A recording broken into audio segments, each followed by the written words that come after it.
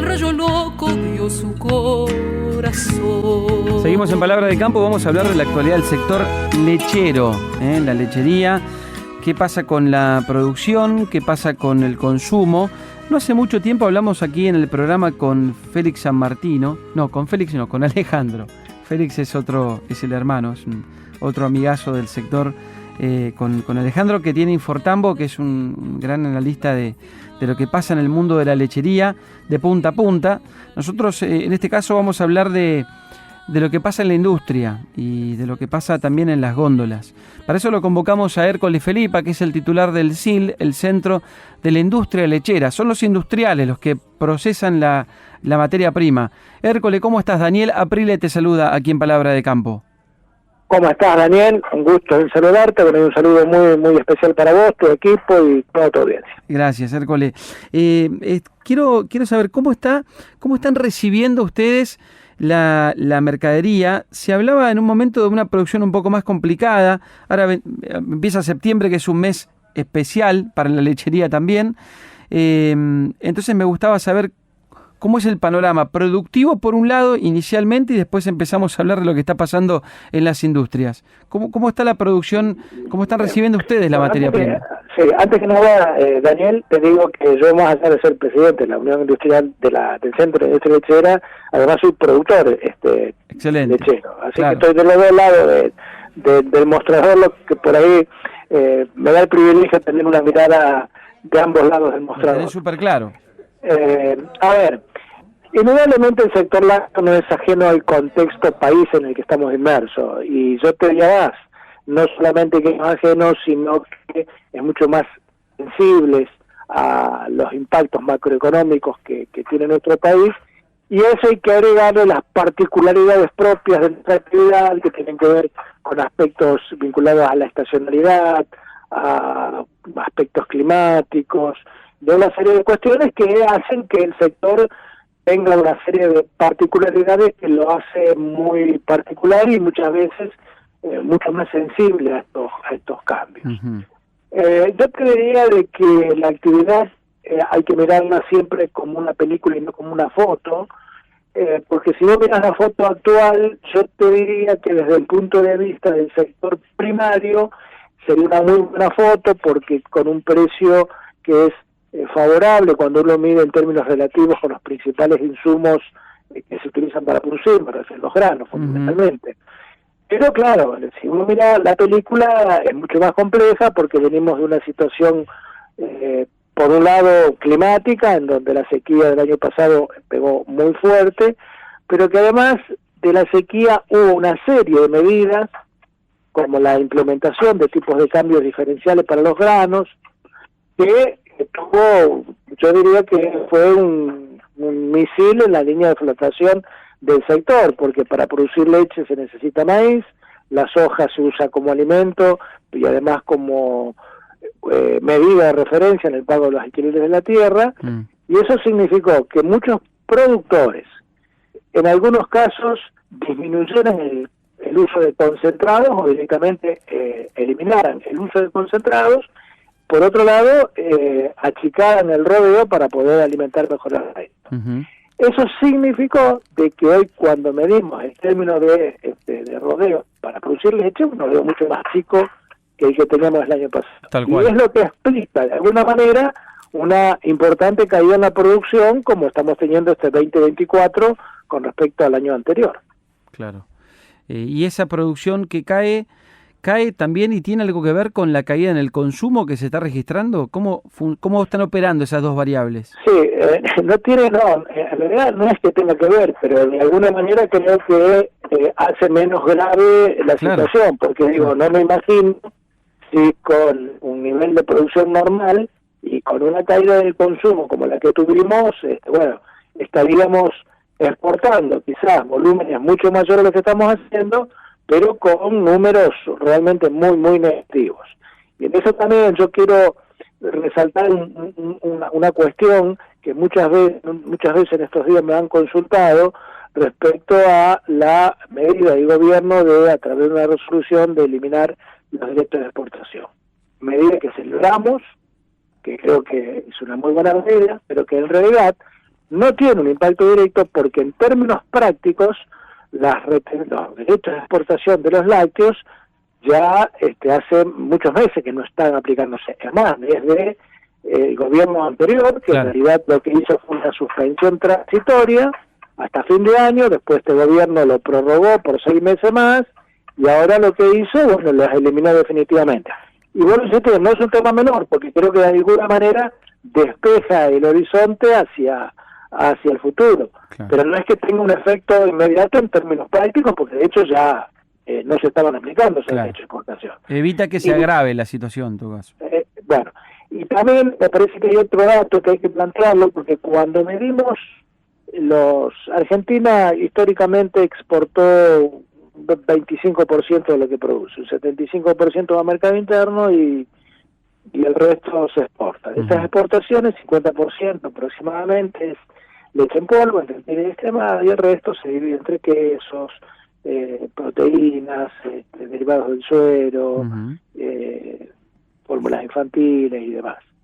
En el caso de la leche en polvo, que es el principal producto que Argentina exporta, con precios que a niveles históricos yo diría que son muy buenos. Estamos hablando de 3.500, 3.600 dólares la tonelada, en algunos casos un poco menos, pero aún con esos valores no se cubre ni siquiera el costo de la materia prima. Y en esto creo que no hay una sola lectura, porque por ahí uno puede decir, sí, pero eso porque tenemos atraso cambiario. Bueno, puede ser, es probable, Mm.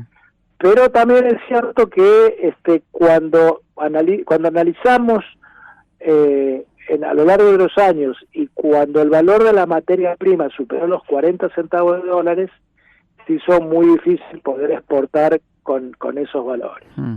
Entonces creo que estamos en medio de un proceso de reacomodamiento de variables macroeconómicas que hasta que realmente no se terminen de acomodar esas variables, bueno, vamos a transitar momentos que se van a generar tensiones dentro de la cadena.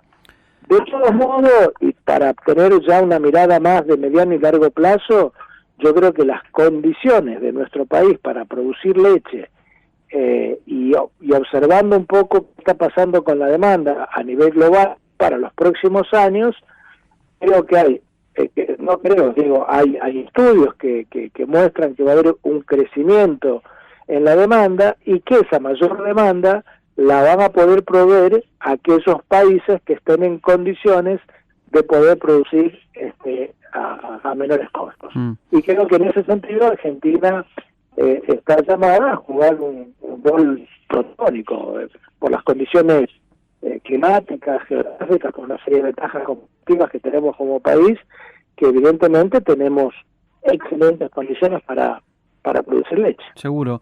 Hay una gran oportunidad, hay mercados, eso uno no lo duda. Estaba pensando, Hércole, con las cuestiones vinculadas al mercado interno. Hay un último informe que se dio a conocer del Instituto para el Desarrollo Agroindustrial Argentino, que lo dirige juntamente el ex ministro Julián Domínguez. Y una de las cosas que marca es que cayó fuerte el consumo. ¿Eso ustedes también lo ven? Sí. ¿En cuánto? ¿Qué medición Sí. tienen ustedes? A ver, cuando medimos el consumo de leche, lo que fue diciembre y enero fue una actividad que superaba el 20%. Y eso también, no hay que hacer una única lectura, porque si nosotros analizamos lo que pasó cuando asumió el nuevo gobierno, creo que nunca una devaluación fue tan anunciada como esta. Digo, todo el mundo era consciente de cualquiera Sí. que ganase las elecciones Sí. iba a tener una devaluación. ¿Eso qué generó previamente? Que tanto a nivel de cadenas comerciales como de consumidores hubiera un nivel de sobrestock. Pero eso explica una parte, podríamos decir la caída de enero, Sí. puede ser explicable por ese fenómeno. Después pasó enero, pasó febrero, pasó marzo y claramente la caída del consumo siguió registrando niveles importantes. Mm. Que cuando la mide en términos globales, podemos hablar de una caída del 11, el 12, el 13%, depende de los meses que analicemos. Pero cuando después dividíamos por familia de productos, veíamos que las mayores caídas estaban en yogures, postres, flanes, dulce de leche, y en menor medida leche fluida. O sea, Ese fenómeno en julio mostró algunos signos de, por lo menos, cambio de tendencia. ok, Pero lo mismo, cuando volvemos a analizar por familia de productos, vemos que los productos de mayor valor agregado, los productos más sofisticados, prácticamente no se recuperan, siguen caídas. claro. Y sí, hay un recupero en el consumo de leche líquida, leche fluida, sea en caja o en sachet. Claro, la gente se vuelca a comprar más lo que le alcanza, que probablemente es Exacto, así es. la leche. Sí, sí. No los productos que son un poco más premium o más caros, etcétera. Exacto. Bueno, tiene otra dinámica, me imagino, de todas maneras, el mercado sin los precios controlados, ¿no? ¿O no? Yo diría de que sí, y que además da mayor transparencia, porque con los precios, a ver, cuando el Estado interviene en la fijación de precios, lo que pasaba era que el consumidor terminaba pagando tanto o más caro que antes, porque la realidad demostró que todos esos mecanismos no le sirvieron al consumidor para poder comprar más baratos, y sí había una fuerte transferencia de recursos de un eslabón a otro de la cadena. Claro. Cuando uno ve qué es lo que pasaba con la inflación mayorista y con la inflación minorista, uno veía que los precios a salida de fábrica tenían un aumento, pero que ese aumento a nivel de consumidor era mucho mayor. Bueno, eso se revirtió en los últimos meses. Está dando niveles muy parecidos, tanto en inflación mayorista como minorista, y hoy, claramente, si querés vender, tenés que empezar con hacer ofertas, con toda una serie de cuestiones, Claro. y que también hoy el consumidor lo está viendo, porque probablemente no esté todavía tan generalizado, pero sí se está notando que hay muchos productos que están bajando, porque claramente si no, no hay consumo. Obvio. Pasa en todo, pasa en varios rubros, pasa en la Exacto. carne, pasa en todos lados, en el Sí, supermercado sí, lo ves claro. todo el tiempo. Sí, tenés que meter oferta, si no metes oferta no vendés. No vendés, sí. Tal cual. La última, Hércules, yo siempre cuando se emite el informe, por ejemplo, el Siglea, lo que miro los valores que se fijan, miro los precios y digo, bueno, esto es lo que se le paga al productor. ¿Se cumple ese valor que se le paga al productor? Que pone no quiero decir que lo pone el gobierno porque en realidad es un informe, pero ¿se cumple ese precio? ¿Está bien el que pago ese precio? ¿Se puede pagar más? Hay tamberos que producen con una calidad, otros con otra. Hay temas que son de larguísima discusión, de larga data. Sí. Bueno, en primer lugar, el Siglea no es un sistema de formación de precios, sino que el Siglea precisamente lo que trata es de reflejar los precios que se pagan en el mercado. Okay. Y cuando vos ves y analizás las diferencias que hay en las distintas composiciones o en los distintos estratos de producción, hay diferencias.